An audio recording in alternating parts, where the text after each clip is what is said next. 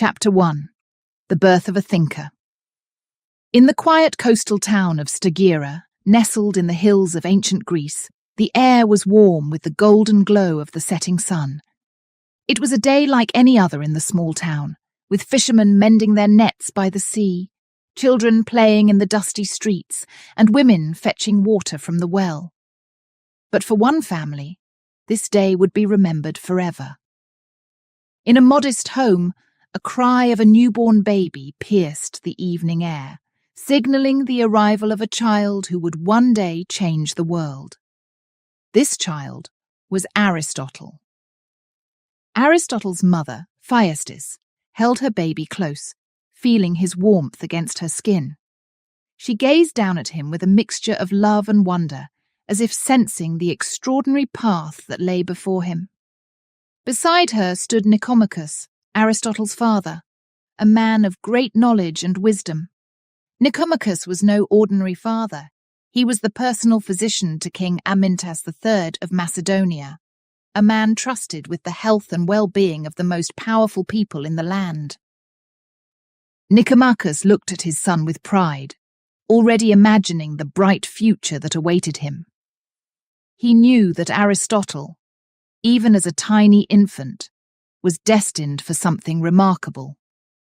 Nicomachus had seen many things in his life, treating the ailments of kings and nobles, studying the human body with a passion that went beyond mere duty. He understood that life was full of mysteries, and he longed to share this knowledge with his son. The house where Aristotle was born was simple, yet it was filled with the scent of herbs and medicines. Scrolls and books were stacked high on shelves, their pages filled with the wisdom of the ancients. As a child, Aristotle would crawl on the floor of this house, reaching for these scrolls, fascinated by the strange symbols and drawings that filled their pages. From the earliest days, he was surrounded by learning, by the whispers of knowledge passed down through generations. As Aristotle grew, so did his curiosity. He was not like other children in Stagira, who spent their days playing games or helping their parents with chores. Aristotle was different. He would sit by the shore, watching the waves crash against the rocks, his mind filled with questions. Why did the sun rise in the east and set in the west? What made the stars twinkle in the night sky?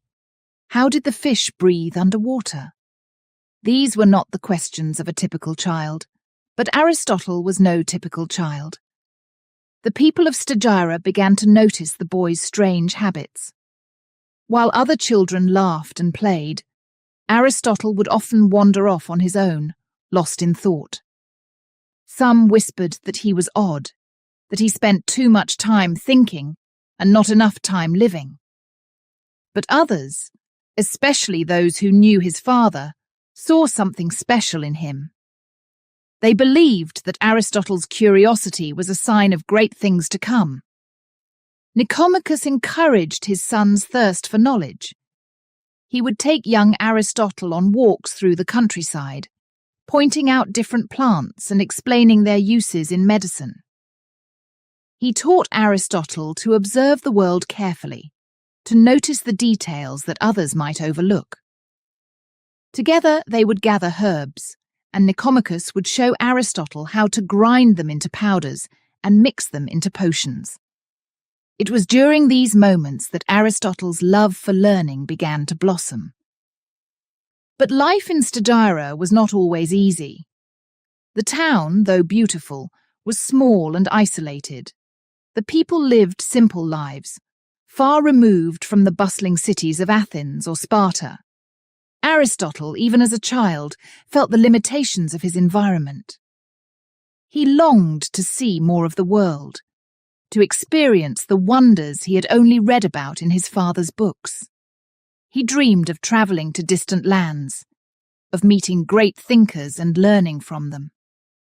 One day, as Aristotle and his father walked along the beach, Nicomachus told his son stories of the great philosophers who lived in Athens. He spoke of Socrates, the man who asked questions that no one else dared to ask, and of Plato, the student who built upon his teacher's ideas to create a new way of thinking. Aristotle listened with wide eyes, captivated by the tales of these men who sought to understand the world not through myths and legends, but through reason and observation. "Father," Aristotle asked one evening as they sat by the fire, "will I ever meet these men? Will I ever go to Athens?" Nicomachus smiled at his son's eagerness. "One day, my son, you will. But for now, you must learn all you can here in Stagira. The world is vast and there is much to discover. But first, you must prepare yourself." And so Aristotle continued to learn, his mind expanding with each passing day. He spent hours in his father's study, reading the scrolls and trying to understand the complex ideas they contained. He asked questions, endless questions, that sometimes even Nicomachus struggled to answer. But instead of being frustrated, Aristotle saw each unanswered question as a challenge, a puzzle to be solved. The seasons changed, and Aristotle grew older. The small town of Stagira began to feel even smaller to him, like a cage that he was desperate to escape. He knew that his future lay beyond the hills that surrounded his home, in the great cities where knowledge flowed like a river. But he also knew that his time had not yet come. He had to be patient, to wait until he was ready. As the years passed, Aristotle's reputation as a thinker began to spread. People from neighbouring towns would come to Stagira to see the boy who asked such strange and difficult questions. They marvelled at his intelligence, at the way he seemed to see the world differently from everyone else. Some were intimidated by his sharp mind, while others were inspired by it. Then, one fateful day, everything changed. Nicomachus fell ill, his once strong body weakened by a sickness that no herb or potion could cure. Aristotle watched helplessly as his father, the man who had taught him so much, grew weaker by the day. It was a harsh lesson for Aristotle, one that he would carry with him for the rest of his life. He realized that even the greatest minds could not control everything, that there were limits to human knowledge and power. When Nicomachus passed away, Aristotle was left with a deep sense of loss. But rather than letting it consume him, he channeled his grief into his studies. He became more determined than ever to learn, to understand the world in a way that his father never could. He knew that he had to leave Stagira, to seek out the knowledge that lay beyond his hometown. And so, at the age of 17, Aristotle made the decision that would shape the rest of his life. He packed his belongings, said goodbye to his mother, and the town he had known all his life, and set off on the road to Athens. The journey was long and uncertain, but Aristotle walked with purpose, his heart filled with the hope and determination of youth. As he left Stagira behind, Aristotle did not look back. He knew that his future lay ahead of him, in the city of philosophers, where he would finally find the answers to the questions that had haunted him since childhood. The boy from Stagira was now on a path to greatness, a path that would lead him to become one of the most influential thinkers the world had ever known. Chapter 2: The Journey to Athens. Aristotle was just 17 when his life took a turn that would change everything. His father, Nicomachus, had always been a guiding light for him, a man of great knowledge and wisdom. But one day, that light dimmed. Nicomachus fell gravely ill, and despite all his knowledge of medicine, nothing could save him. Aristotle watched helplessly as his father, the man who had taught him so much, slipped away. The loss was a heavy burden. one that young Aristotle could not fully understand. It felt as though the ground had shifted beneath his feet, leaving him lost and uncertain. But Aristotle was not one to give in to despair. His father had always encouraged him to seek knowledge, to ask questions and find answers.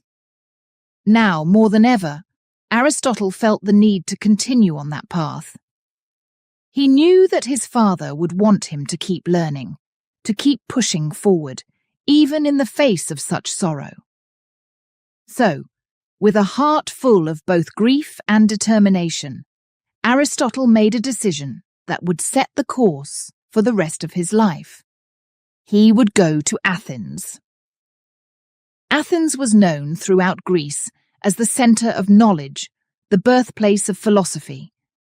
It was a city where great minds gathered to discuss ideas, to challenge each other, and to seek the truth. For Aristotle, Athens represented hope.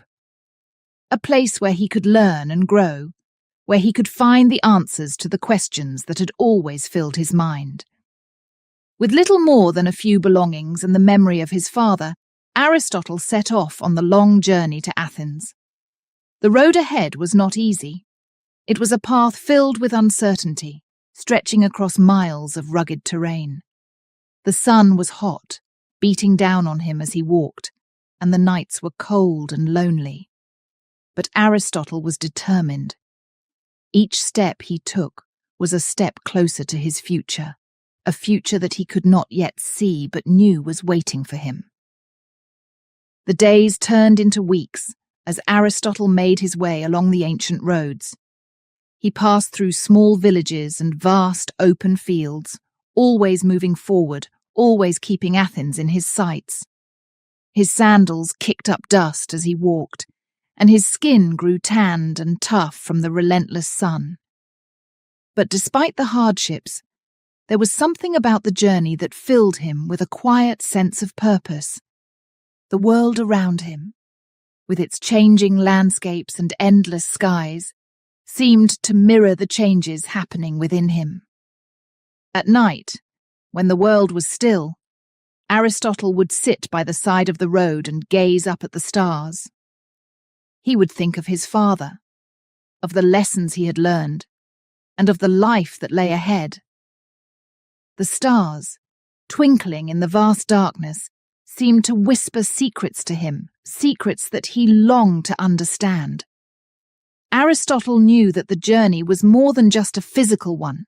It was a journey of the mind and the spirit, a journey that was shaping him into the man he was meant to become. Finally, after many days of travel, Aristotle reached the outskirts of Athens. The city, with its towering buildings and bustling streets, lay before him like a vision. It was more magnificent than he had ever imagined. The Acropolis stood high on a hill, its temples and statues glowing in the afternoon light. The sound of voices, of people talking and laughing, filled the air, mingling with the scents of food and flowers. Aristotle felt a thrill in his heart. He had arrived.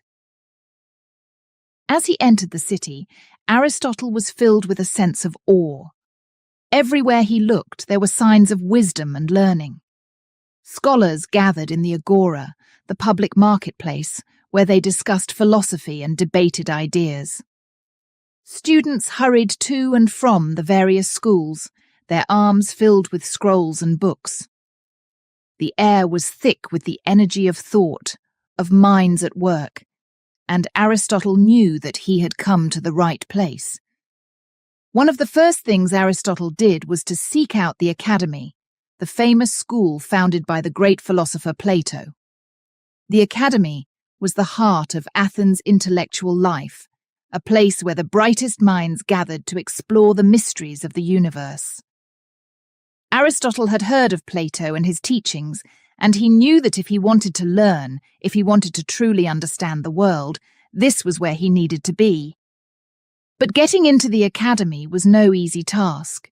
It was a place reserved for the best and brightest, for those who showed exceptional promise.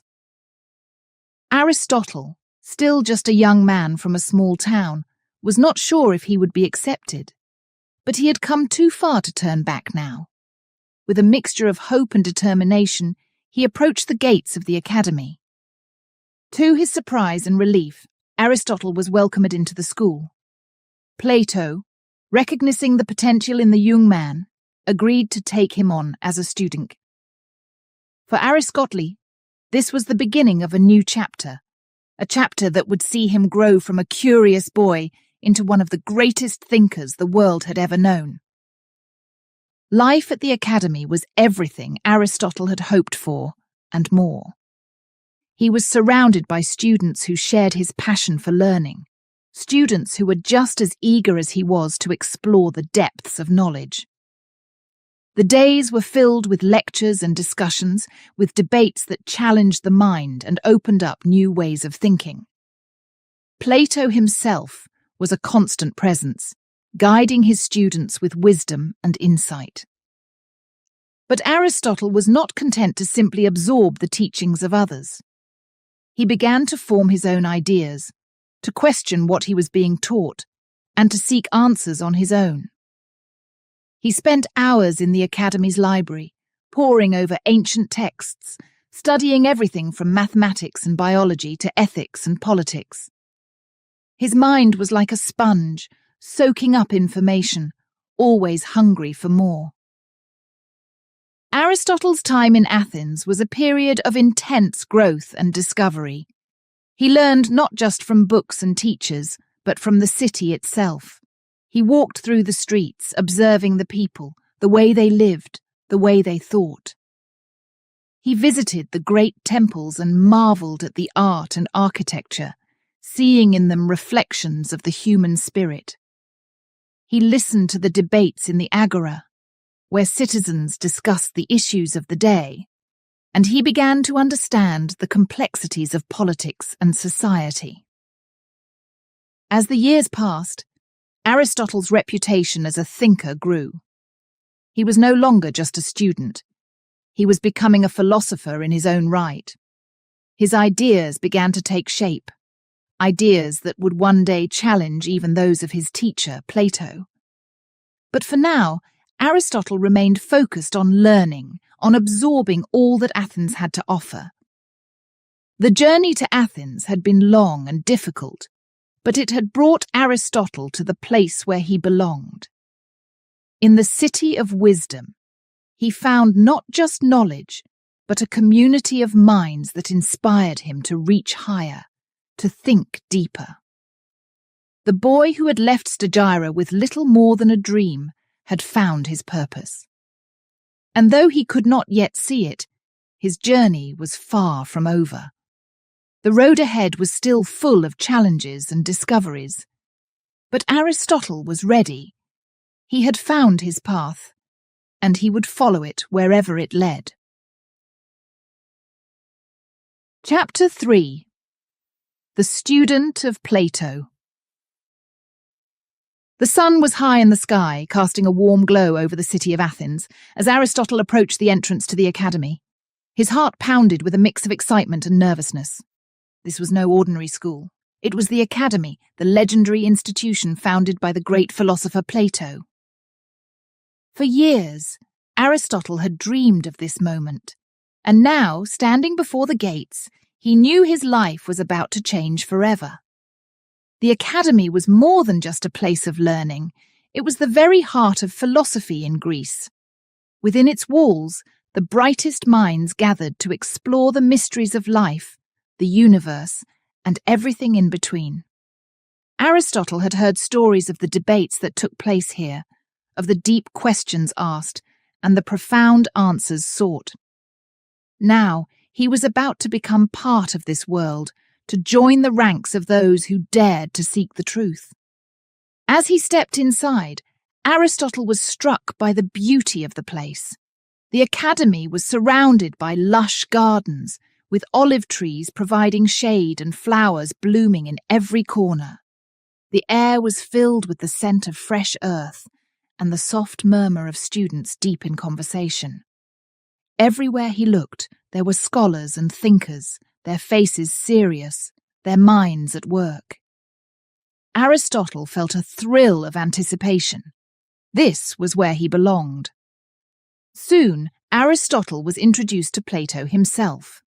The older philosopher was a man of great wisdom, his eyes sharp and his presence commanding. Plato welcomed Aristotle with a kind smile, but there was a depth in his gaze that suggested he was always thinking, always questioning.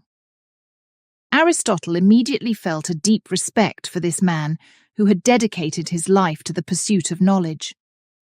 From that day on, Aristotle's life was transformed. The academy became his second home, a place where he could immerse himself in the world of ideas. Each day began with lectures from Plato, where the students would gather to listen to their teacher's words. Plato spoke of the world of forms, of perfect ideas that existed beyond the physical world. He taught that everything we see and touch is just a shadow of these perfect forms, and that true knowledge could only be found by understanding these ideals. Aristotle was captivated by Plato's teachings. He admired the elegance of the ideas, the way they explained so much about the world.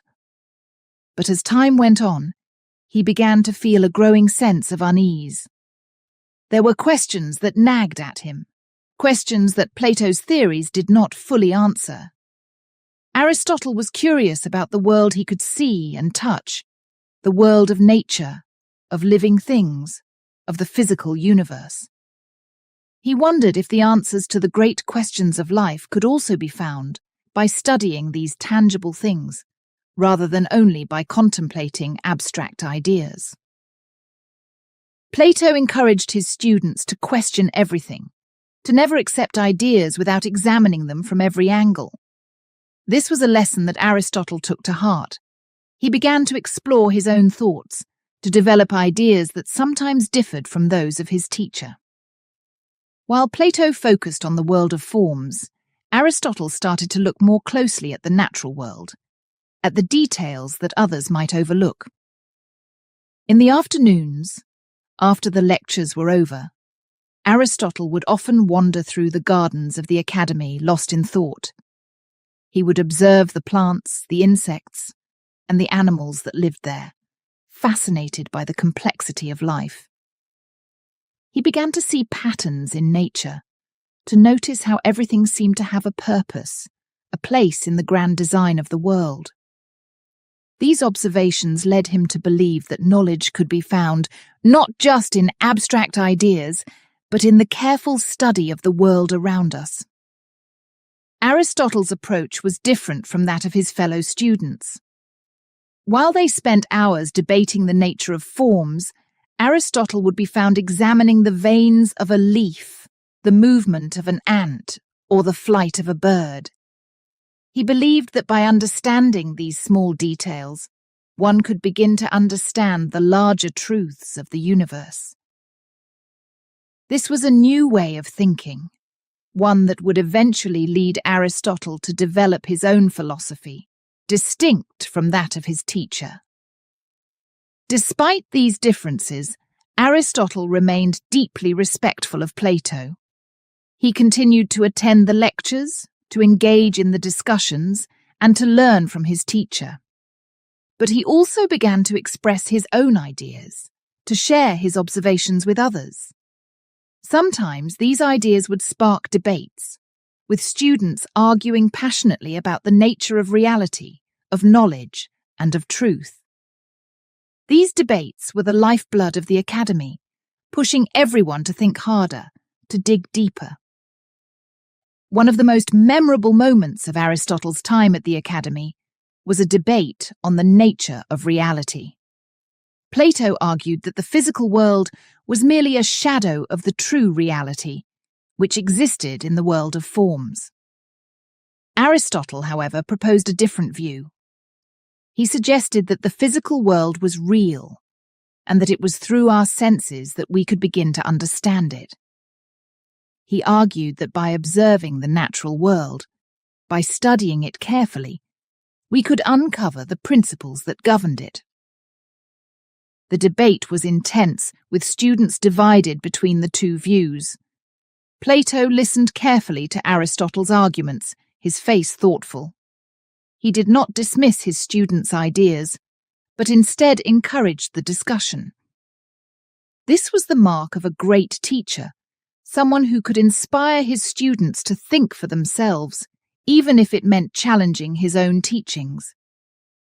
As the years passed, Aristotle's reputation as a thinker grew. He was no longer just a student, he was becoming a philosopher in his own right. His ideas were beginning to take shape, ideas that would eventually form the foundation of much of Western thought. But for now, Aristotle remained focused on learning, on exploring every avenue of knowledge, on questioning everything. The relationship between Aristotle and Plato was complex. There was deep respect, but also a growing recognition that their paths were beginning to diverge. Plato, now an older man, continued to develop his theories, while Aristotle, still young and full of energy, began to explore new ideas. It was a relationship built on mutual respect, on the understanding that true knowledge comes from the free exchange of ideas. Aristotle's time at the academy was coming to an end, but it had shaped him in ways he could not yet fully understand. He had learned not just from Plato, but from the very act of questioning, of exploring, of seeking the truth. The student was becoming the teacher. The follower was becoming the leader. And though Aristotle would one day go on to found his own school and develop his own philosophy, he would always carry with him the lessons he had learned at the academy. As Aristotle prepared to leave the academy, he knew that his journey was far from over.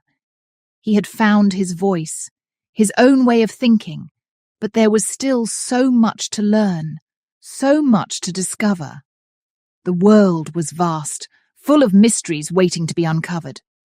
And Aristotle, the young philosopher who had once stood nervously at the gates of the academy, was now ready to step into that world and seek out those answers for himself. Chapter 4. The Break from Plato. The warm sun of Athens shone brightly over the academy, but in the heart of Aristotle there was a shadow growing. As the years passed, the young philosopher had developed his own thoughts, his own beliefs, and his own way of understanding the world.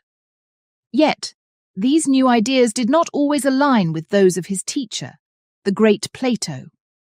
Aristotle found himself questioning more and more of what he had learned, and the bond between the master and the student began to strain under the weight of their differences.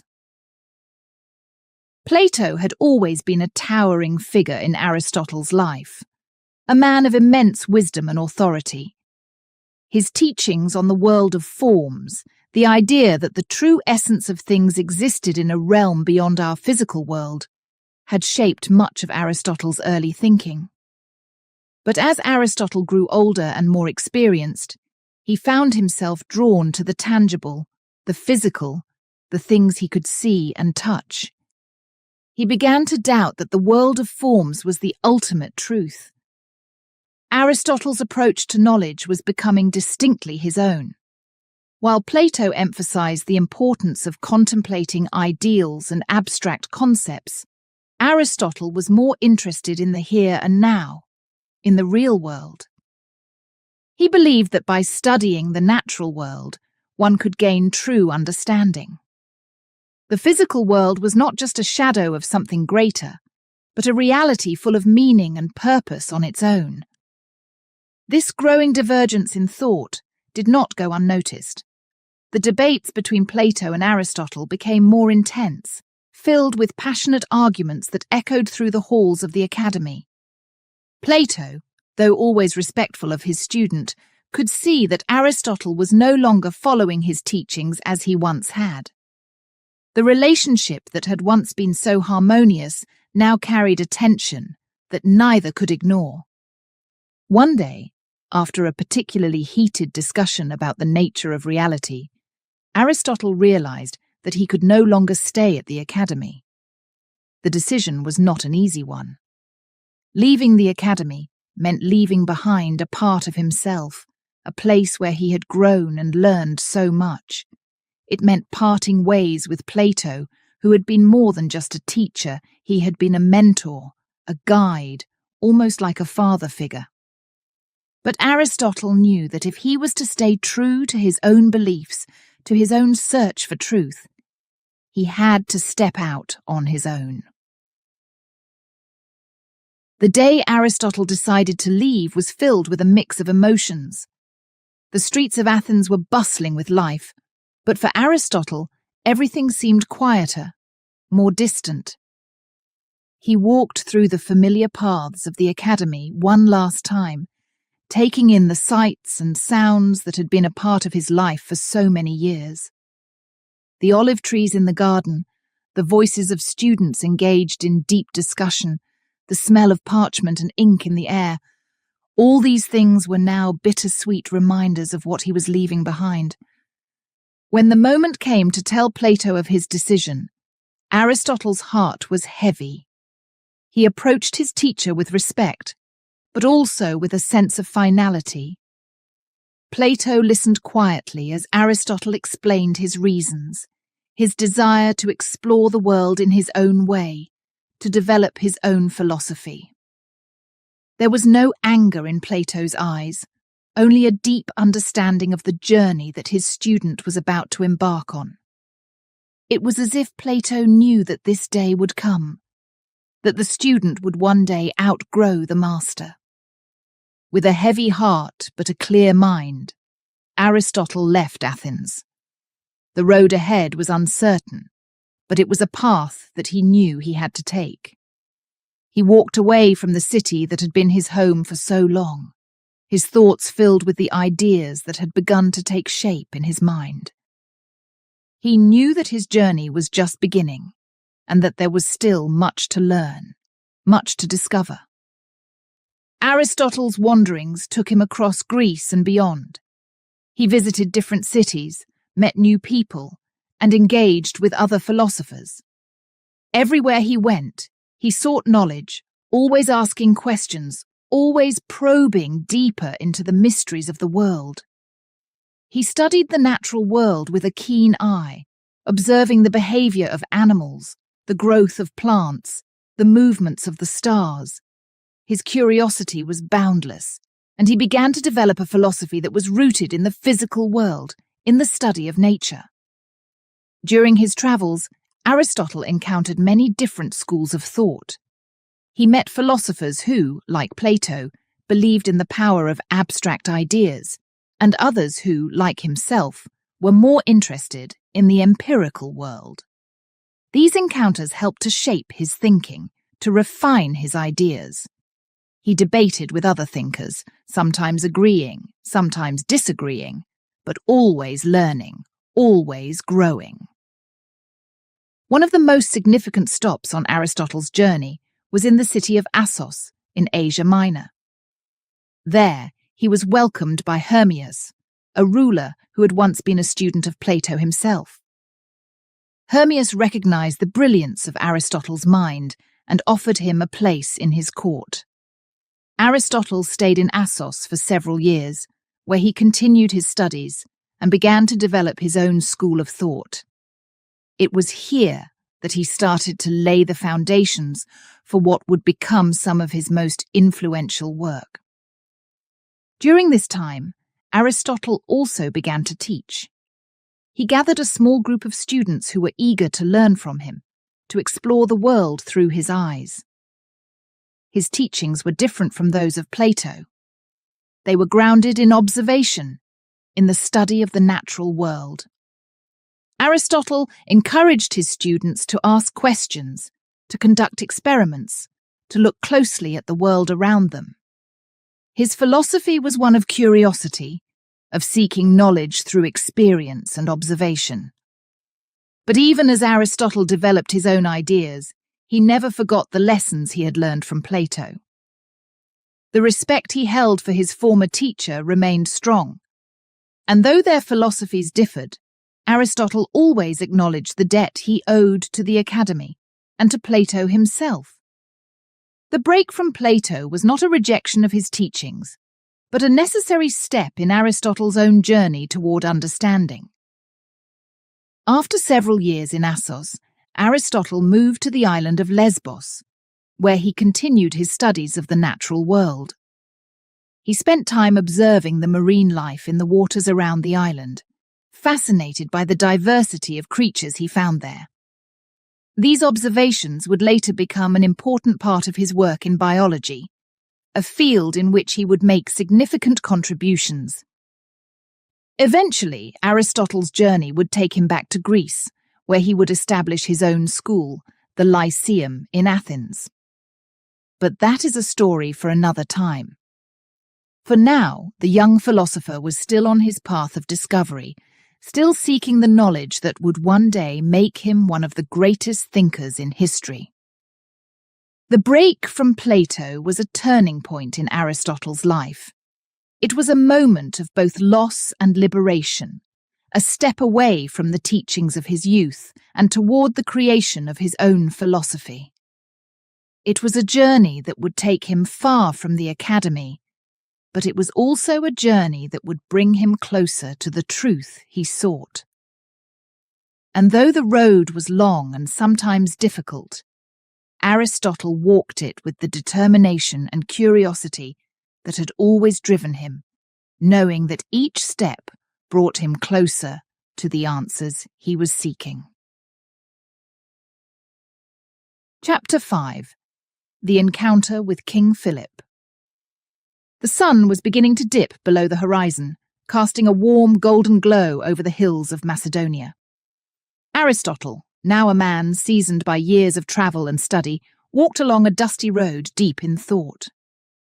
His journey had taken him far from the bustling streets of Athens, through the serene landscapes of Greece, and now to this ancient land. The air was thick with the scents of pine and earth, and the only sounds were the distant calls of birds and the crunch of gravel beneath his sandals. As Aristotle walked, a messenger approached him, his face serious and urgent. The man bowed low and handed Aristotle a scroll sealed with a royal insignia. Aristotle took the scroll, feeling the weight of the wax seal between his fingers. He knew that this was no ordinary message. It was a summons from King Philip II of Macedonia, one of the most powerful rulers in the Greek world. Aristotle broke the seal and unrolled the parchment. The message was brief but clear. King Philip had heard of Aristotle's wisdom and knowledge, and he desired the philosopher's presence at his court. The king had a special request. He wanted Aristotle to become the tutor of his son, Alexander. Aristotle paused for a moment, considering the significance of the invitation. King Philip was known for his ambition, his military prowess, and his dreams of uniting all of Greece under his rule. To be invited to his court was an honor, but it also carried great responsibility. The boy Aristotle was being asked to teach was no ordinary child. Alexander was destined for greatness. Even at a young age, he was already showing signs of the fierce intelligence and strength that would one day make him one of the most famous conquerors in history. Without hesitation, Aristotle accepted the invitation. He understood that this was a unique opportunity, not just to impart knowledge, but to shape the future of Macedonia and perhaps even the world. The philosopher packed his belongings and set off for Pella, the capital of Macedonia, where King Philip's court was located. When Aristotle arrived at the royal palace, he was greeted with respect and curiosity. The palace was a grand structure, with marble columns and expansive courtyards filled with statues of gods and heroes. The walls were adorned with tapestries depicting scenes of battle and triumph, reflecting the king's military successes. King Philip himself was a formidable figure, tall and broad-shouldered, with a commanding presence. He welcomed Aristotle warmly, his voice deep and resonant as he spoke of his hopes for his son, Alexander. The king's eyes sparkled with pride as he described the boy's talents, his quick mind, his love of learning, and his fierce determination. But Philip also knew that Alexander needed more than just physical training to become a great leader. He needed the wisdom and guidance that only a philosopher like Aristotle could provide.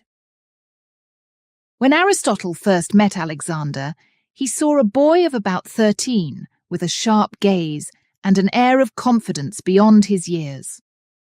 Alexander was curious and eager to learn, his mind like a sponge ready to absorb all the knowledge Aristotle could offer. But there was also a restlessness about him, a desire for action, for adventure. Aristotle recognized this immediately. Alexander was not just a student, he was a warrior in the making. The lessons began in earnest. Aristotle's teachings were not confined to a classroom. They took place in the gardens of the palace, in the shadows of ancient trees, and by the banks of the rivers that flowed through Macedonia. Aristotle taught Alexander about philosophy, science, and the arts, but he also spoke of ethics, leadership, and the responsibilities that came with power. He wanted to mold Alexander not just into a ruler, but into a philosopher king, a leader who could conquer with both strength and wisdom. Aristotle's influence on Alexander was profound. He introduced the young prince to the works of Homer, particularly the Iliad, which would become one of Alexander's most cherished texts. Aristotle helped Alexander see the world not just as a battlefield, but as a place filled with ideas, cultures, and knowledge. Under Aristotle's guidance, Alexander learned to appreciate the complexities of human nature, the importance of justice, and the value of wisdom. But Aristotle also understood that Alexander was different from other students. He knew that Alexander's destiny was tied to the sword as much as to the scroll. So Aristotle's teachings were practical as well as philosophical. He taught Alexander about geography, about the lands beyond Greece that he would one day conquer. He explained the nature of different peoples, their customs, and their ways of thinking. Aristotle prepared Alexander for the world he would one day rule, arming him with knowledge as well as strategy. As the years passed, the bond between Aristotle and Alexander grew strong. There was mutual respect and admiration, but also moments of tension. Alexander was headstrong, and there were times when his ambition clashed with Aristotle's more measured approach. But these moments only served to deepen their relationship, as each challenged the other to think more deeply, to see the world from different perspectives. One day, as they walked through the palace gardens, Alexander asked Aristotle a question that had been on his mind. "Teacher," he said, "do you think I am destined to be a great king?" Aristotle looked at the boy, who was now on the brink of manhood, and saw the fire in his eyes. He knew that Alexander's future was already taking shape, that his path was set on a course that would change history. "Greatness," Aristotle replied, "is not just in what you achieve, but in how you achieve it. A true king rules with wisdom, with justice, and with respect for those he leads. You have the potential for greatness, Alexander, but remember that power is a tool. It can be used to build, but it can also destroy. The choice of how to use it will be yours." These words stayed with Alexander, guiding him as he grew into the leader who would one day be known as Alexander the Great. Aristotle's teachings shaped the young prince's mind, helping him to see beyond the immediate, to think about the consequences of his actions, and to strive for a legacy that would endure. The time eventually came for Alexander to take up the mantle of leadership. King Philip's ambitions were realized as he united Greece under his rule, and Alexander stood ready to follow in his father's footsteps. But he would do so not just as a warrior, but as a thinker, a man who had been taught to see the world in all its complexity. When Aristotle and Alexander finally parted ways, there was a sense of completion. Aristotle had done what he had set out to do. He had prepared Alexander for the world that awaited him. But there was also a sadness in the parting, a recognition that their paths would now diverge. Aristotle returned to Athens, where he would continue his work, while Alexander embarked on his journey to conquer the known world. Yet, despite the distance, the lessons Aristotle had taught remained with Alexander.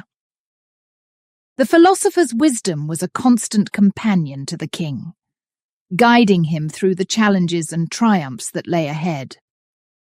The encounter with King Philip and the years spent tutoring Alexander were pivotal moments in Aristotle's life. They were years filled with challenge and reward, with the forging of a relationship that would shape the course of history. Aristotle had taken on the role of a teacher, but in doing so he had also become a part of something much larger, a legacy that would endure through the ages.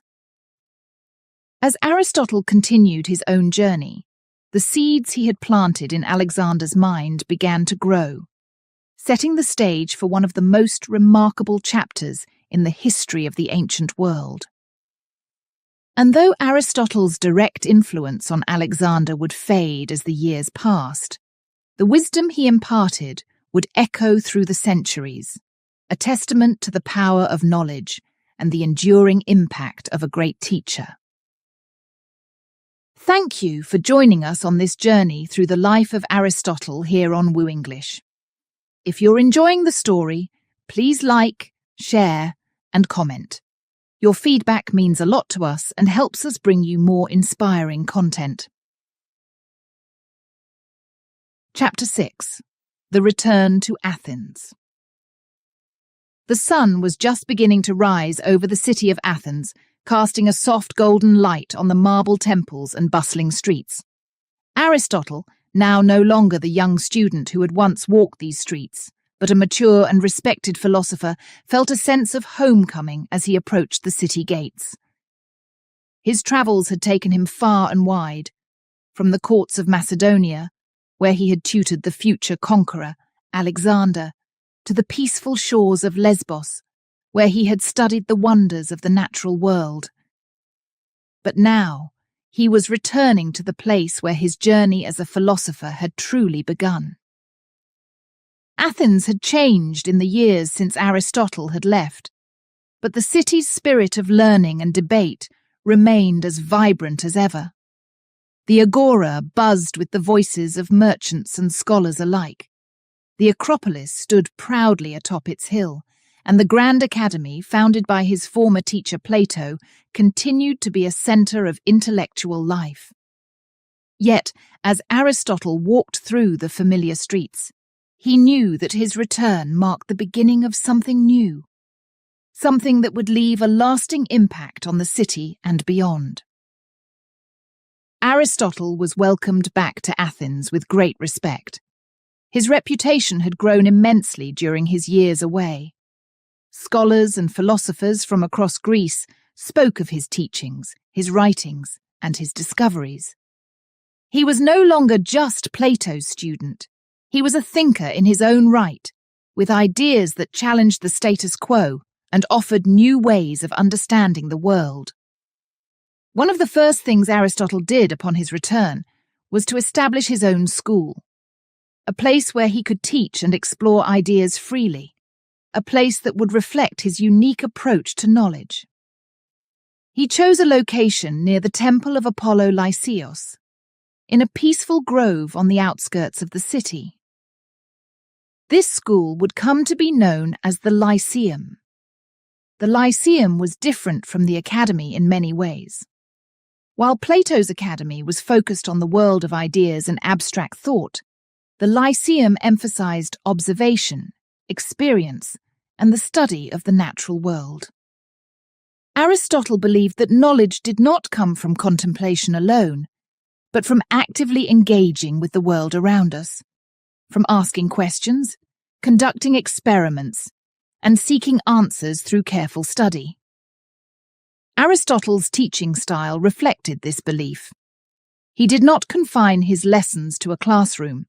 Instead, he and his students would walk together through the gardens and groves surrounding the Lyceum, discussing everything from the stars in the sky to the creatures in the sea. These walks became known as the peripatetic style of teaching, named after the Greek word for walking, peripatein. It was during these strolls that some of the most important ideas in Western philosophy and science were born. The Lyceum quickly became a centre of learning, attracting students from all over Greece. Aristotle's reputation drew many eager young minds, all hoping to learn from the great philosopher. His students were not only interested in philosophy, but in a wide range of subjects, including biology, ethics, politics, and metaphysics. Aristotle's curiosity was boundless, and he encouraged the same in his students. He taught them to observe the world closely, to ask deep questions, and to seek knowledge through careful reasoning and evidence. Aristotle's own work during this time was prolific.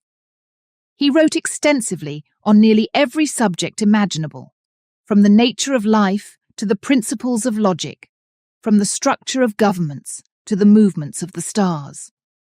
His writings were not just theoretical, they were grounded in observation and experimentation. Aristotle dissected animals to understand their anatomy, he studied the behavior of plants, and he made detailed observations of the weather, the stars, and the physical world around him. One of the most significant contributions Aristotle made during his time at the Lyceum was his work on logic.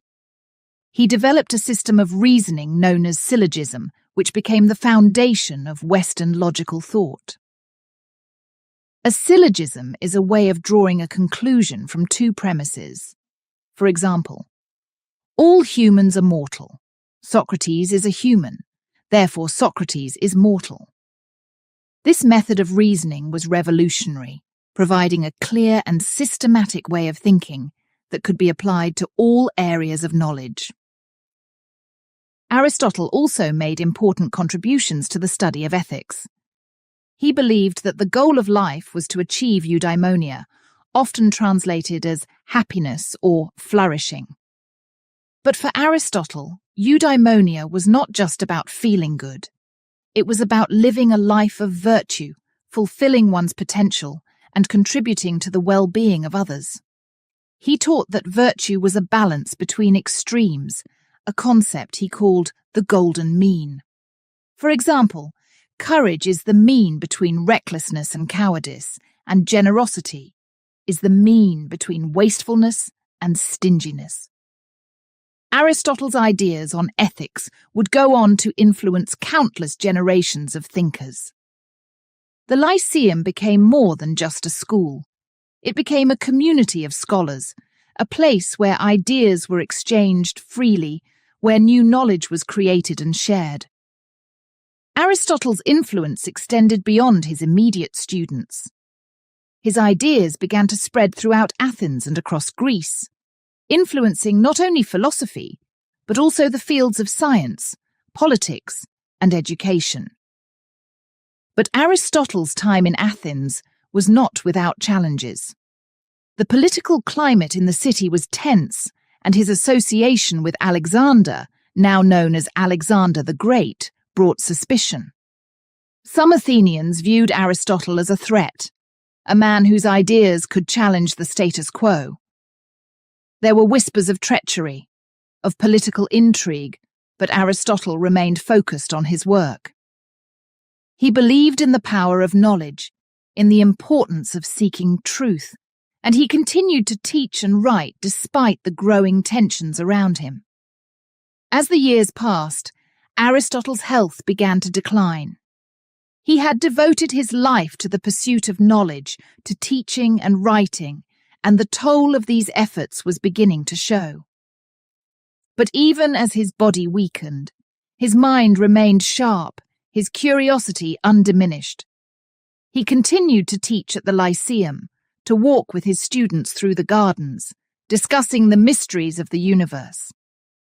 In the end, Aristotle's return to Athens marked the beginning of a new era of learning and discovery. The Lyceum became a beacon of knowledge, a place where the seeds of many of the ideas that would shape Western thought were planted. Aristotle's legacy was not just in the books he wrote or the students he taught, but in the way he approached the world, with curiosity, with a deep respect for knowledge, and with a belief that understanding the world around us was the key to a good and meaningful life. As Aristotle neared the end of his life, he knew that his work at the Lyceum would continue to influence generations to come. His students would go on to become teachers themselves, spreading the ideas they had learned from him. The Lyceum, the school he had founded, would stand as a testament to the power of learning, a place where future philosophers and scientists could continue the quest for knowledge that had been Aristotle's lifelong passion. And so, Aristotle's return to Athens was not just a homecoming. It was the beginning of a legacy that would endure through the ages, a legacy built on the belief that the pursuit of knowledge is one of the highest callings of humanity. Chapter 7. The Philosopher and the Scientist. In the quiet early morning, when the first light of dawn touched the sky, Aristotle often found himself wandering through the groves of the Lyceum. His mind, always in motion, pondered the mysteries of the world. He was not just a philosopher, lost in thought. He was also a scientist, with a keen eye for detail and an insatiable curiosity about the natural world. Aristotle's interest in science was not separate from his philosophy. To him, understanding the world meant understanding life itself, how things worked, why they existed, and what purpose they served. He believed that everything in nature had a purpose, a reason for being. This belief guided much of his scientific work and became a cornerstone of his teachings. Every day, Aristotle would observe the world around him. He watched birds in flight, studied the way plants grew, and examined the stars as they twinkled in the night sky. His curiosity knew no bounds. He wanted to understand not just how things appeared, but why they existed in the way they did. To Aristotle, knowledge was not just about ideas. It was about uncovering the secrets of the universe. One of Aristotle's greatest contributions to science was his study of biology. He spent countless hours observing animals, both in their natural habitats and in more controlled environments. He dissected them, carefully noting the structure of their bodies, the way their organs worked, and how they interacted with their environment. His observations were detailed and meticulous, and they formed the basis of his theories about life. Aristotle classified animals into different groups based on their similarities and differences. This was a revolutionary idea at the time, and it laid the groundwork for the field of taxonomy, the science of classifying living things.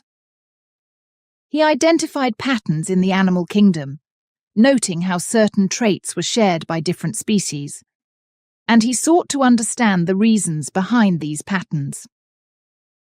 But Aristotle's studies were not limited to animals. He was equally fascinated by plants. He studied how they grew, how they reproduced, and how they interacted with their surroundings. He wrote about the different types of plants, from trees to herbs, and he tried to understand the role they played in the broader ecosystem.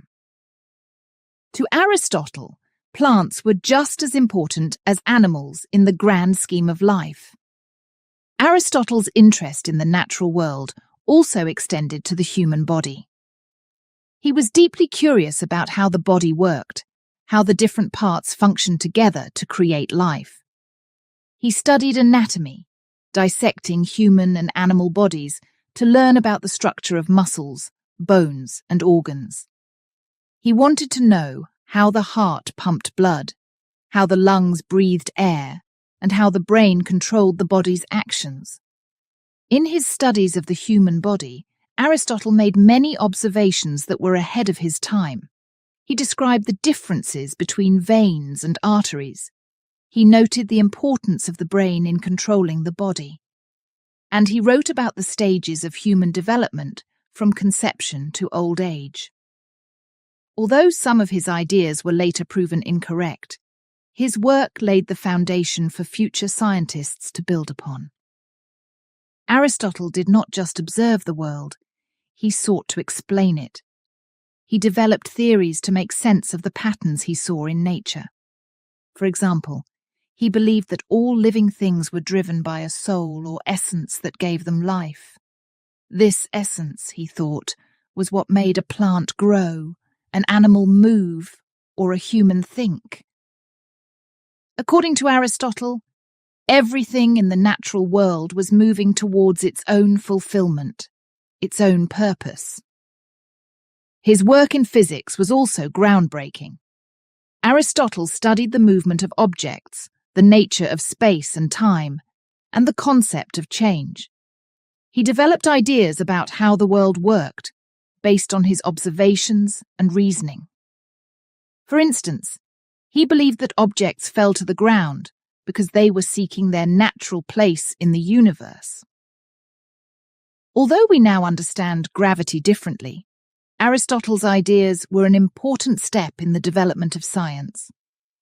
Aristotle's curiosity led him to write many books, each filled with his observations and theories. These works covered a wide range of subjects, from biology and physics to ethics, politics, and metaphysics.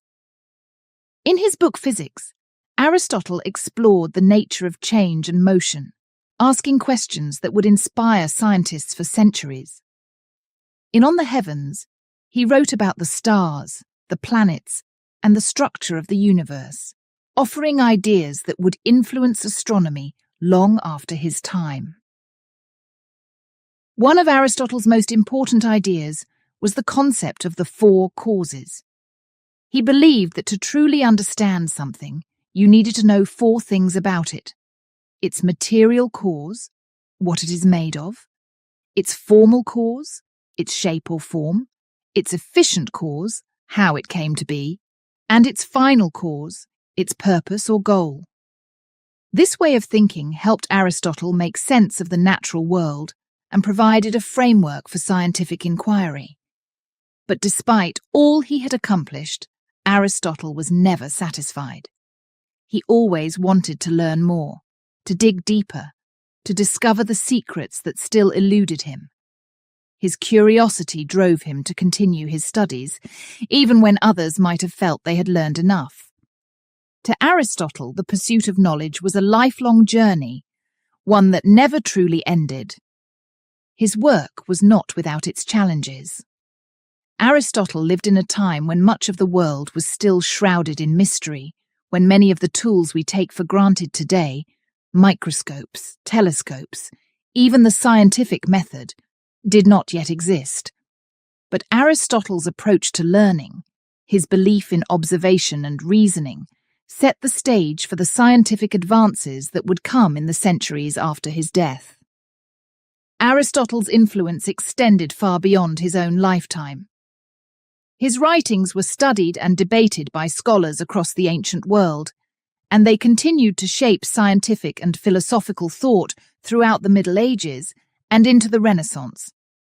His ideas about the natural world, about logic and reasoning, and about the purpose of life became central to the Western intellectual tradition.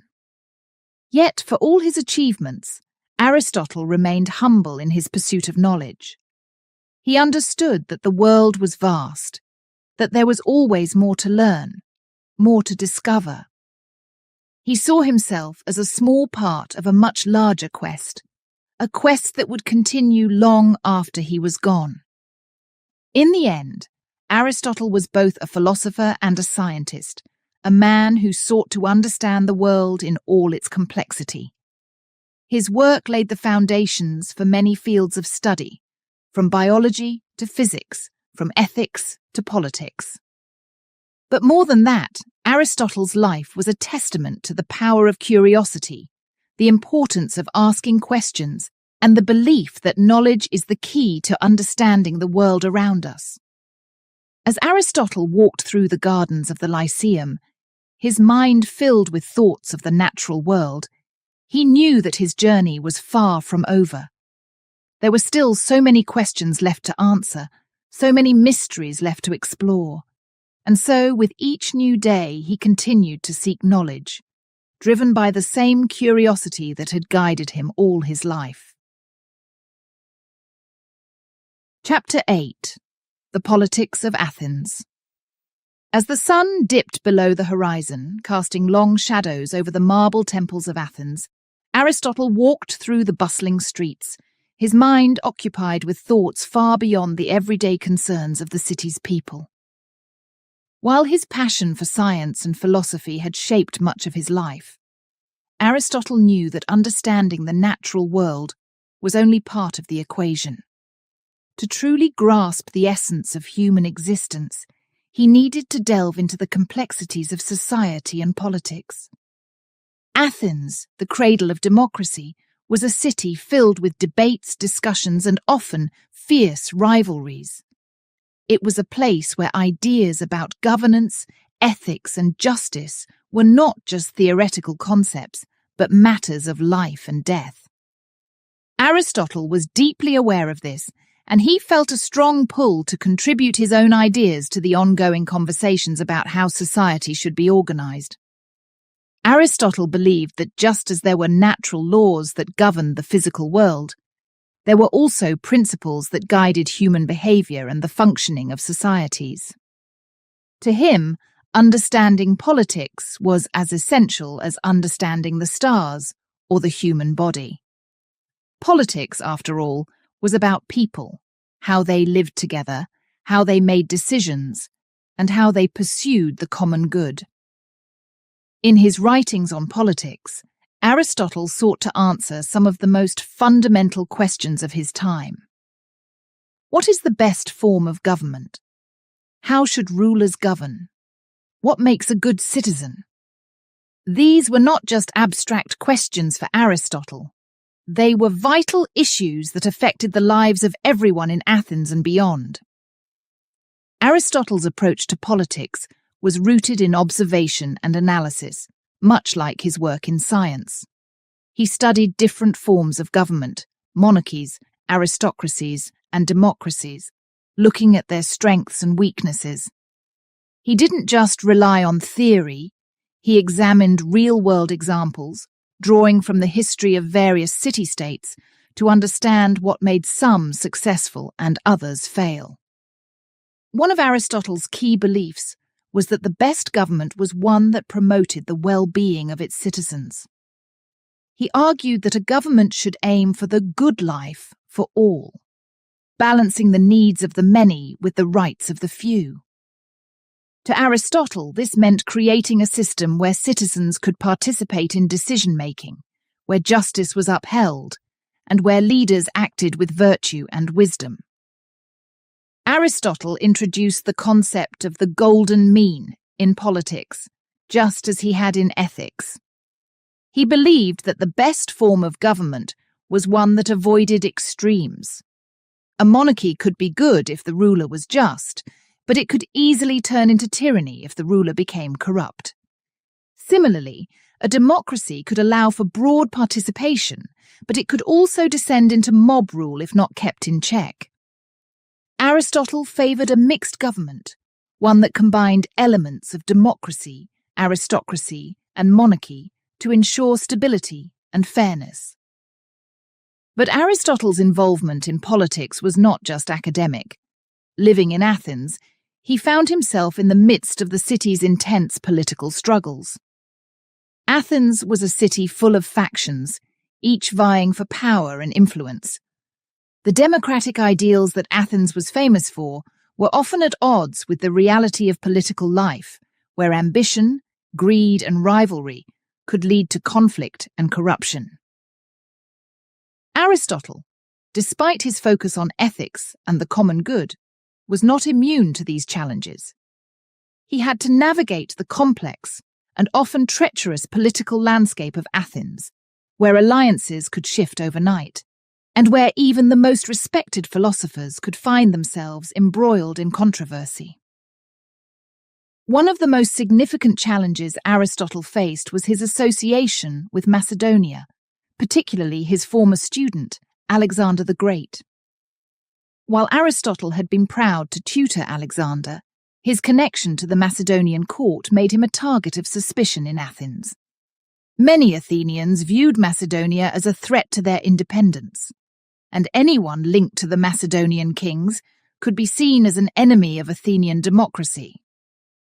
Aristotle's position became even more precarious after Alexander began his campaign to conquer the Persian Empire. As Alexander's power grew, so did the fears of those in Athens who worried about losing their autonomy. Aristotle, despite his efforts to remain focused on his work, found himself caught in the middle of these political tensions. The philosopher had always believed in staying true to his principles, even when it was difficult. He continued to write and teach about the importance of justice, virtue, and the common good, even as the political atmosphere in Athens grew increasingly hostile. Aristotle knew that his ideas were controversial, that they challenged the status quo, but he also knew that they were necessary. Aristotle's involvement in politics was not just about theory, it was about making a difference in the real world. He believed that philosophers had a responsibility to engage with society, to use their knowledge and wisdom to guide leaders and citizens alike. For Aristotle, politics was not a distant or abstract subject. It was the very fabric of life in Athens, woven into every decision, every debate, every conflict. Despite the challenges, Aristotle remained committed to his vision of a just society. He continued to teach at the Lyceum, where his students were encouraged to think critically about the political issues of their time. He challenged them to question not just how governments worked, but how they should work. He urged them to consider the ethical implications of their actions, to strive for the common good, and to avoid the pitfalls of power and corruption. Aristotle's ideas on politics were revolutionary, and they continue to influence thinkers to this day.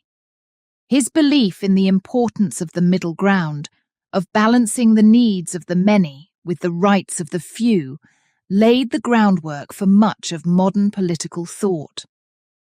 His emphasis on the role of virtue in leadership, on the need for justice and fairness, resonates in discussions about government and society across the world.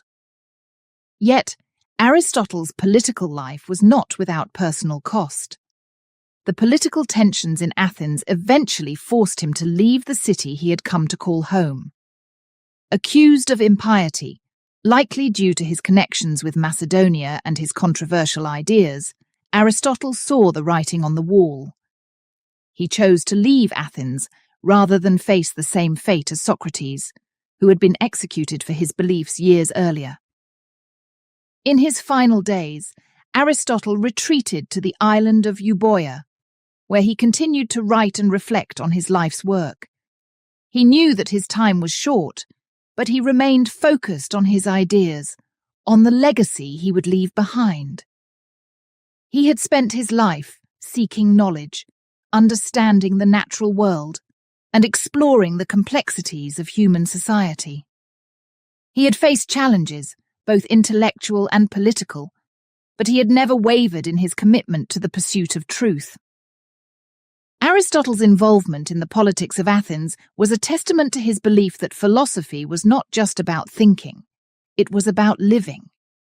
It was about engaging with the world, about making a difference, about striving for a society that was just, fair, and virtuous. His life was a journey of discovery, not just of the natural world, but of the human soul, of what it meant to live a good life in a complex and often challenging world. As Aristotle looked back on his life, he knew that he had made his mark on the world, not just as a philosopher, but as a scientist, a teacher, and a citizen of Athens. His ideas would continue to shape the world long after he was gone, influencing generations of thinkers, leaders, and ordinary people striving to understand the world and their place in it. Chapter 9. The Loss of Alexander. The sun was setting over Athens, casting long, melancholic shadows across the city. Aristotle sat in the garden of the Lyceum, his thoughts heavy and his heart burdened with a sorrow he had not felt in years.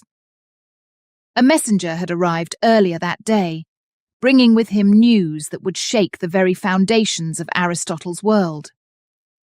Alexander the Great, the brilliant, ambitious young king whom Aristotle had once tutored, was dead.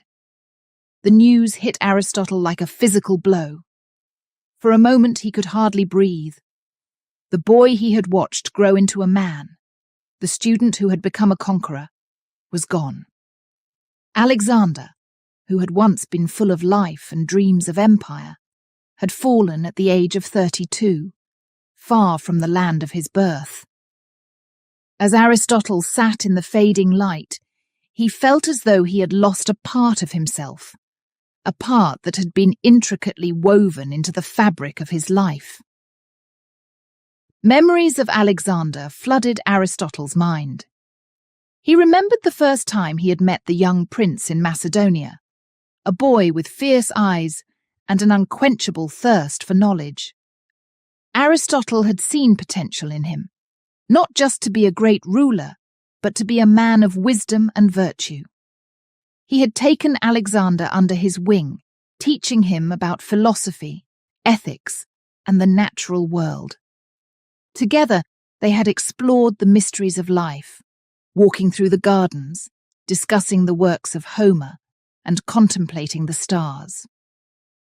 Aristotle had known that Alexander was destined for greatness, but he had also hoped that his teachings would guide the young man to be a ruler who led with wisdom as well as strength. Now, with Alexander gone, Aristotle wondered if he had done enough, if his teachings had truly shaped the king's legacy. But Alexander's death was more than just a personal loss for Aristotle. It sent shockwaves through Greece, and especially through Athens, a city that had always been wary of Macedonian power. Alexander's empire had stretched across 3 continents, and with his death, the stability of that empire was suddenly in question. Greece was on the brink of political turmoil, and old rivalries and fears began to resurface. For Aristotle, this meant danger. He had always been associated with Macedonia, not only because of his role as Alexander's tutor, but also because of his own connections to the Macedonian court. In the eyes of many Athenians, Aristotle was now a symbol of the foreign power that had dominated Greece for so long. Suspicion and distrust began to grow, and Aristotle, once a respected figure in the city, found himself increasingly isolated. Whispers of conspiracy spread through Athens. People began to murmur that Aristotle had played a role in Alexander's rise to power, that he had been too close to the Macedonian rulers, and that he could not be trusted. These were dangerous times, and Aristotle, a man of reason and thought, found himself entangled in the irrational fears and suspicions of the city. The political climate in Athens grew more volatile with each passing day. The city, which had once welcomed Aristotle back with open arms, now seemed to turn against him. His association with Macedonia made him a target, and the very ideas that had once made him a respected philosopher were now used against him. The people of Athens, driven by fear and uncertainty, began to see Aristotle as a threat, someone who was too closely tied to the forces that had oppressed them. Aristotle, despite his love for Athens, knew that he could no longer stay in the city. The risk was too great. He had seen what could happen to those who fell out of favour in the tumultuous world of Athenian politics. His own teacher, Socrates, had been sentenced to death for his beliefs. Aristotle had no intention of meeting the same fate. The decision to leave Athens was not an easy one. The city had been his home for so many years, the place where he had studied, taught, and shared his knowledge with eager students. The Lyceum had become a centre of learning, a place where ideas were born and nurtured. But now, that chapter of his life was coming to an end. Aristotle made his preparations quietly, knowing that his departure would be seen as an admission of guilt by some, but understanding that it was his only choice. He decided to retreat to Chalcis, a town on the island of Euboea, where he could live out his remaining days in relative peace. It was a bitter decision, leaving behind the city he had once called home, but it was a necessary one. As he packed his belongings, Aristotle felt a deep sadness.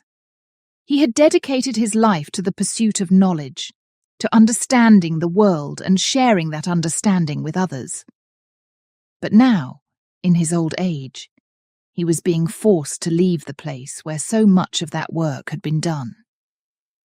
The Lyceum, the school he had founded with such hope and passion, would continue without him. But Aristotle knew that it would never be the same. On the day he left Athens, the city was quiet. The once familiar streets seemed strange and distant, as if they no longer belonged to him. Aristotle walked through the gates of the city, leaving behind the Acropolis, the Agora, and all the places that had been a part of his life for so long. He felt a profound sense of loss, not just for Alexander, but for the life he had built in Athens. Arriving in Chalcis, Aristotle found a measure of peace. The town was far removed from the political intrigues of Athens, and there he could reflect on his life's work. But the weight of Alexander's death and the betrayal of Athens still hung over him. He continued to write, to think, and to teach, but he knew that his time was drawing to a close. In Chalcis, Aristotle's health began to decline. The years of travel, study, and teaching had taken their toll, and the recent events had only added to the strain. He was surrounded by a few loyal students and family members, but the vibrant intellectual community of Athens was far behind him now. As he lay on his deathbed, Aristotle's thoughts turned to the legacy he would leave behind. He had devoted his life to the pursuit of knowledge, to understanding the world and helping others to do the same. He had written countless works, explored the depths of philosophy, science, and politics, and taught some of the greatest minds of his time. But he also knew that his ideas would be questioned, challenged, and reinterpreted by future generations. In his final moments, Aristotle found comfort in the thought that his work would live on, even if he could not. His teachings would continue to inspire, to provoke thought, and to guide those who sought to understand the world around them. And though he had lost so much, his student, his home, his health, he had not lost his passion for knowledge, nor his belief in the power of reason. Aristotle passed away quietly in Chalcis, far from the city that had once been the centre of his life. But his legacy endured, carried forward by those who had learned from him, those who would continue to explore the ideas he had devoted his life to. The loss of Alexander had been a deep wound, but it was through that loss that Aristotle's final chapter was written, a chapter of resilience, reflection, and a lasting contribution to the world of ideas. Chapter 10. The Final Years. Aristotle's departure from Athens was a quiet one. The once lively city, full of debate and ideas, had grown cold to him. As he walked away from the city's gates, the weight of the years and the sorrows he had faced pressed heavily on his shoulders. He had left Athens before, as a young man eager to learn and explore. But this time, it was different. This time, he knew he might never return. Aristotle settled in the small town of Chalcis on the island of Euboea. It was a peaceful place, far from the political turmoil that had plagued his later years in Athens. The town was surrounded by green hills and the gentle waves of the sea, a stark contrast to the noise and energy of the city he had left behind. Here, in this quiet corner of the world, Aristotle hoped to find some measure of peace in his final years. Even as his body grew weaker, Aristotle's mind remained sharp and full of curiosity. He continued to write and teach, determined to pass on as much of his knowledge as possible. Each morning, he would rise early and walk through the gardens near his home, the cool breeze from the sea refreshing his spirits. He would pause often, looking out at the horizon, his thoughts drifting to the many questions that still remained unanswered. In Chalcis, Aristotle was joined by a small group of loyal students and family members who had followed him from Athens. These were the people who had stood by him through the highs and lows of his life, and now they were his constant companions as he approached the end of his journey. Together, they would gather in the afternoons, sitting under the shade of the trees, as Aristotle shared his thoughts and ideas, much as he had done in the Lyceum years before. Aristotle's writings during these final years were a reflection of a lifetime of thought and observation. He delved deeper into subjects that had always fascinated him: ethics, metaphysics, politics, and science. His works were filled with the wisdom of a man who had spent his life seeking knowledge, and they would go on to influence countless generations after him. But there was also a sense of urgency in Aristotle's work during this time. He knew that his days were numbered, and he wanted to ensure that his ideas would not be lost. He wrote with a clarity and precision that showed his commitment to leaving behind a legacy that could stand the test of time. Every sentence, every argument was crafted with care, as if Aristotle was pouring the last of his strength into his words. Despite the challenges he had faced, the loss of Alexander, the political turmoil, and the exile from Athens, Aristotle remained steadfast in his belief in the power of knowledge. He believed that understanding the world was the key to living a good life, and that this understanding could only be achieved through reason, observation, and thought. Even as he approached the end of his life, this belief never wavered. Aristotle's health continued to decline, and he knew that the end was near. But he faced it with the same calm and rationality that had guided him throughout his life. He made preparations for his passing, ensuring that his writings and teachings would be preserved and shared with future generations. He knew that his time on earth was coming to an end, but he took comfort in the knowledge that his work would live on. As the days grew shorter and the air cooler, Aristotle spent more time indoors, surrounded by his books and papers. He would sit by the window, looking out at the changing landscape, the leaves turning gold and red with the coming of autumn. His thoughts would often drift back to his early days in Stagira, to the years spent in Athens, and to the time he had shared with his beloved student, Alexander. There was sadness in these memories, but also a deep sense of fulfillment. Aristotle knew that he had lived a full life, one dedicated to the pursuit of truth and understanding. He had faced challenges and hardships, but he had also experienced the joy of discovery, the satisfaction of teaching, and the companionship of those who shared his passion for knowledge. In his final days, Aristotle was surrounded by those who cared for him. His students, who had learned so much from him, stayed close, ready to offer comfort and support. They knew that they were witnessing the passing of a great mind, a man whose ideas had shaped their understanding of the world. One evening, as the sun set over the hills, casting a warm glow over the room, Aristotle quietly passed away. His death was peaceful, a gentle end to a life that had been anything but.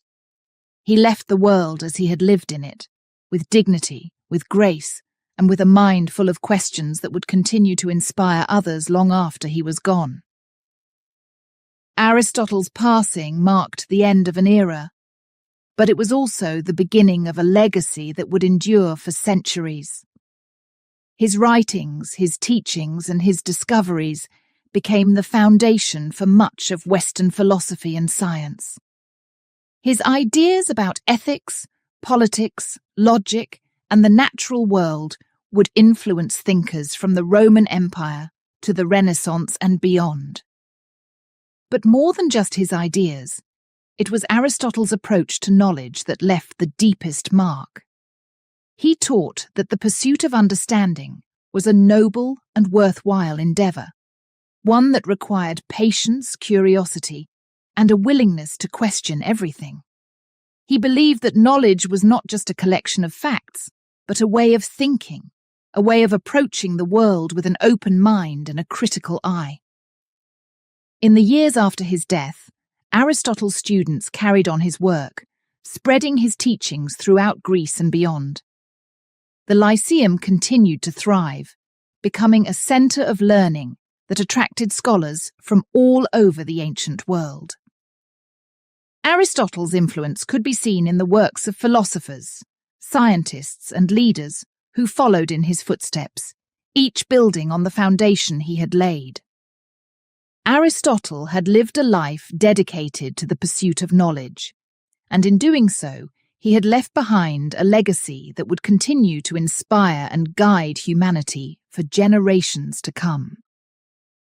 His final years in Chalcis were a testament to his unwavering commitment to his work, even in the face of adversity. And though he is no longer with us, his ideas live on, a lasting reminder of the power of the human mind and the endless possibilities that come from asking the right questions. As the sun set on that final chapter of Aristotle's life, it also rose on a new day, one where his teachings would continue to illuminate the path for those who seek to understand the world and their place in it. Aristotle's story, his journey from a small town in Greece to becoming one of the greatest minds in history, remains a source of inspiration, a beacon of knowledge that shines brightly even after all these centuries.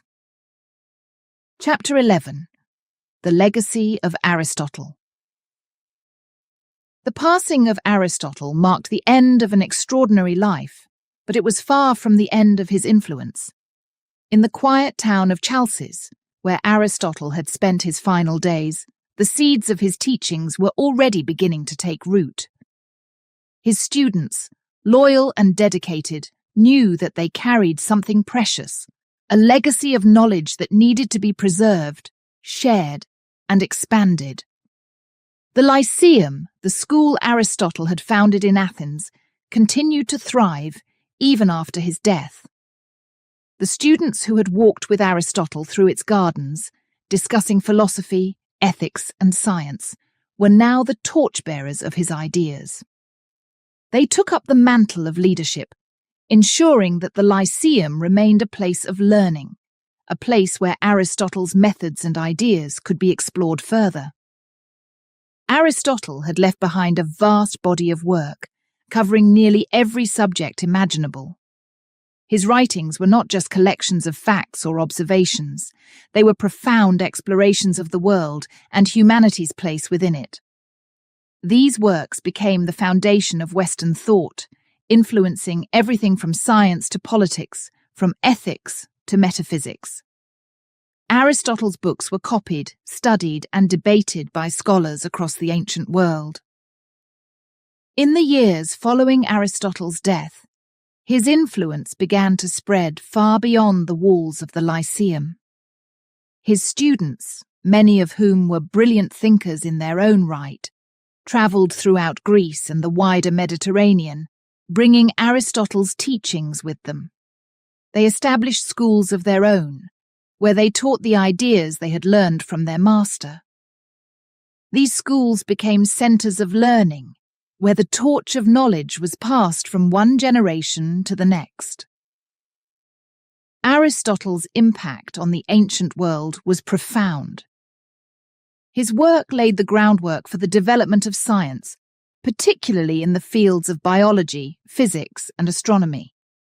His method of observation, classification, and logical reasoning became the standard for scientific inquiry, influencing scholars for centuries to come. In ethics, his concept of the golden mean, the idea that virtue lies in moderation, became a guiding principle for those seeking to live a good and balanced life.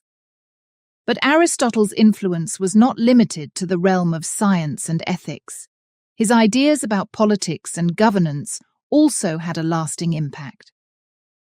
Aristotle believed that the best government was one that promoted the well-being of all its citizens, balancing the needs of the many with the rights of the few.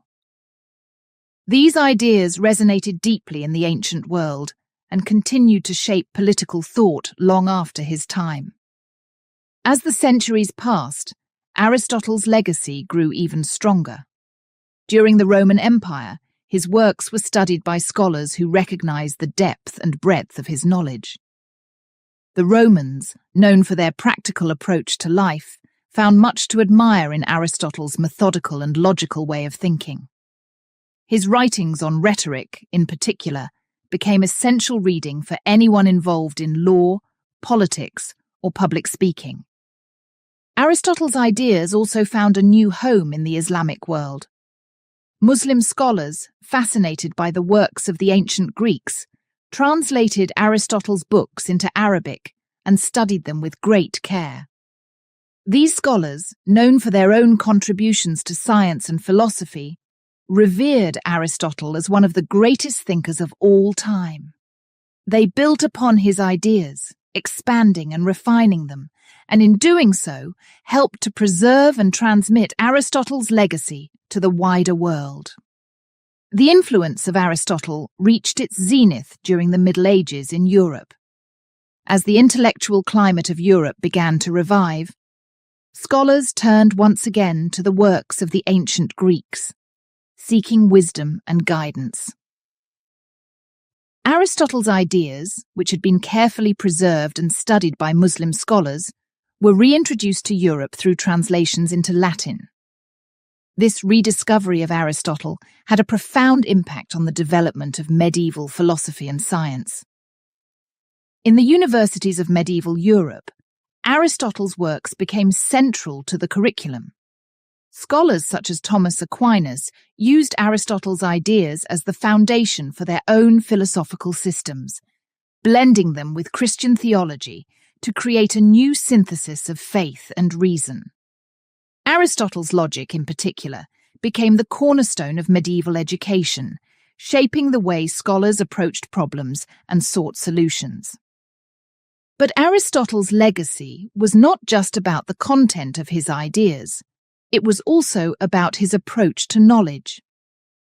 Aristotle believed that understanding the world required careful observation, critical thinking, and a willingness to question assumptions. This approach became the bedrock of the scientific method, which would eventually lead to the great scientific discoveries of the Renaissance and the Enlightenment. Even today, more than 2,000 years after his death, Aristotle's influence can be seen in nearly every field of human knowledge.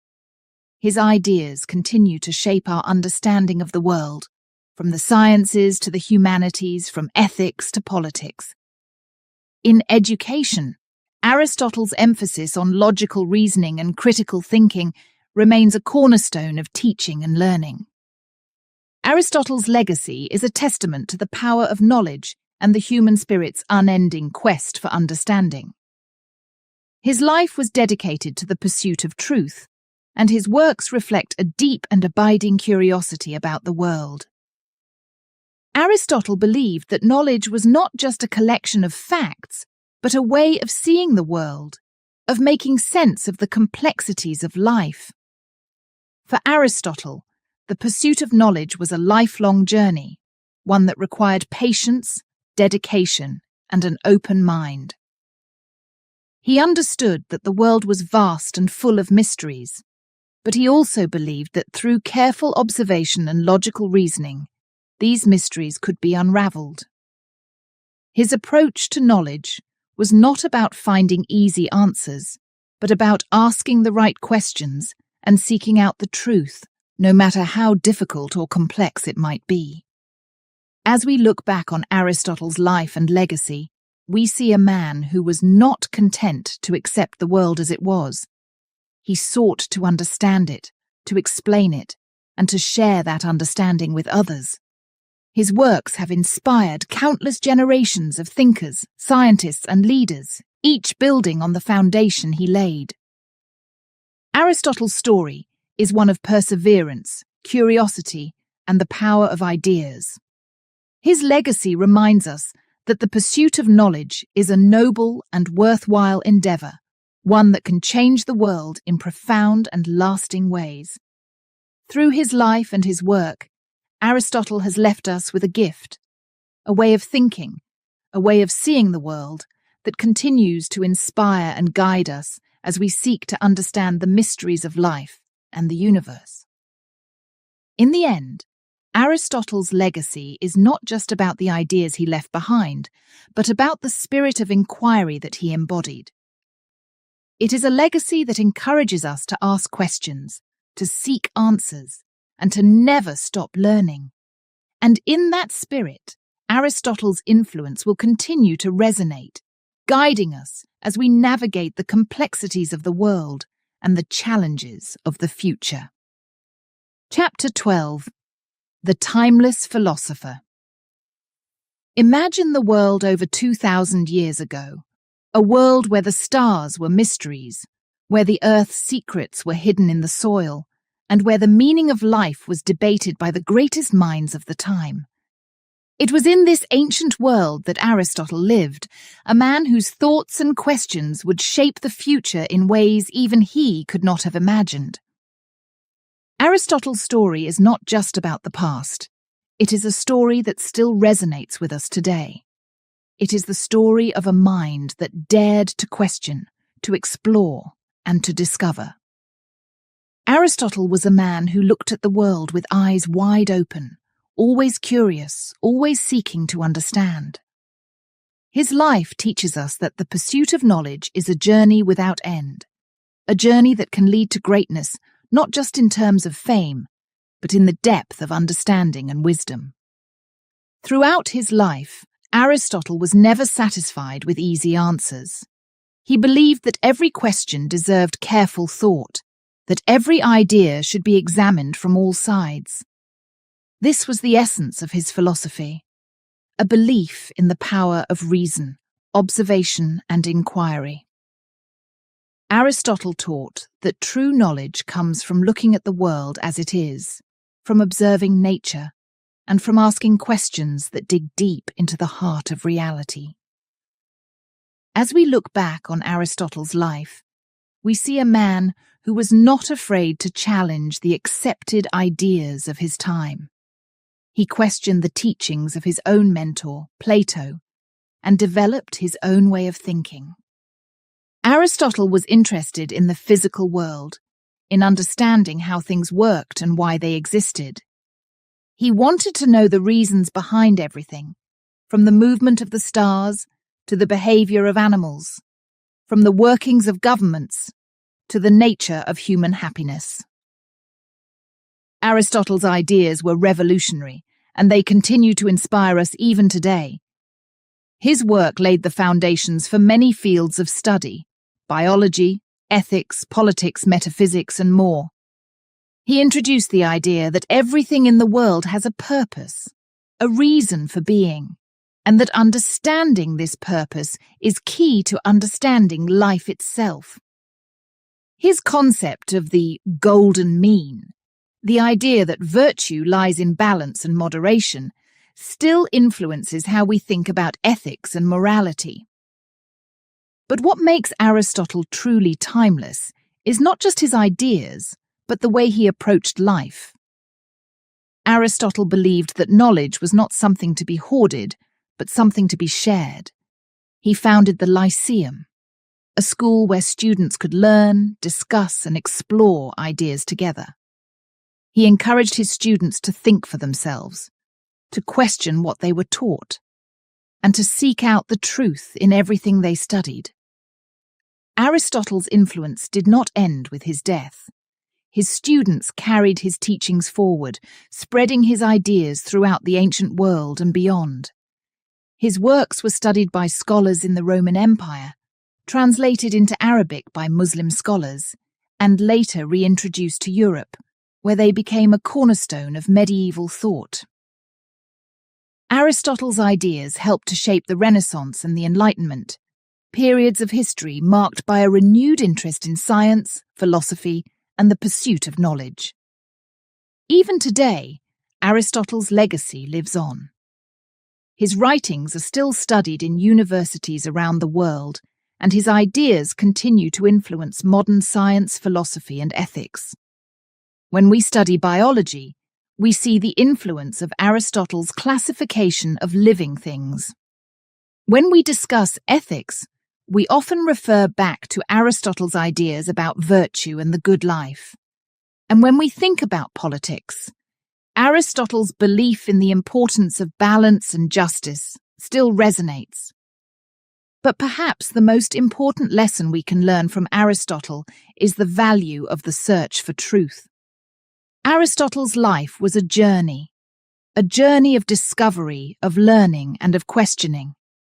He showed us that the world is full of wonders waiting to be understood, and that the search for knowledge is a noble and eternal endeavor. Aristotle believed that by understanding the world, we can live better lives, make better decisions, and contribute to the greater good of society. Aristotle's story is not just about a man who lived long ago. It is a story that each of us can relate to. We all have questions about the world, about life, about our place in the universe. Aristotle reminds us that these questions are worth asking, and that the answers we find can lead to greater understanding and wisdom. He encourages us to look at the world with curiosity, to never stop learning, and to always seek the truth. In many ways, Aristotle is still with us, a timeless philosopher guiding us on our own journeys of discovery. His ideas challenge us to think deeply, to question what we know, and to explore the unknown. His life teaches us that the pursuit of knowledge is not just about finding answers, but about asking the right questions. It is about being open to new ideas, about being willing to change our minds when presented with new evidence, and about understanding that knowledge is a lifelong journey. As we continue our own journeys, we can look to Aristotle as a source of inspiration. His story is a reminder that the search for truth is a journey that never ends, that each of us has the potential to make discoveries that can change the world. Whether we are scientists, philosophers, students, or simply curious minds, Aristotle's legacy invites us to keep asking, to keep exploring, and to never stop seeking the answers that lie just beyond the horizon. In the end, Aristotle's story is not just about the past, it is about the future. It is about the timeless quest for knowledge, a quest that each of us can undertake in our own lives. Aristotle's ideas continue to light the way, showing us that the pursuit of understanding is one of the most important and rewarding journeys we can ever embark on. And in that sense, Aristotle, the timeless philosopher, will always be with us, guiding us as we seek to understand the world and our place within it.